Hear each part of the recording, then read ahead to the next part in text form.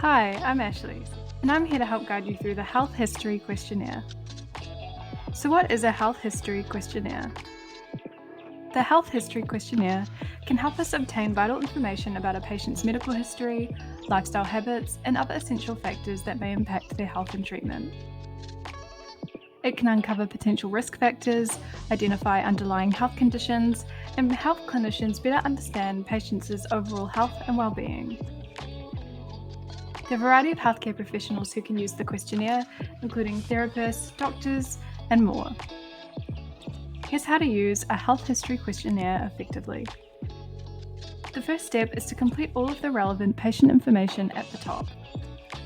You'll then need to answer all sections, ensuring that you answer with sufficient information and an appropriate level of detail. The final step is to add additional comments if needed. To access a sample assessment of the Health History Questionnaire, feel free to visit Carepatron.com, where you can download it for free.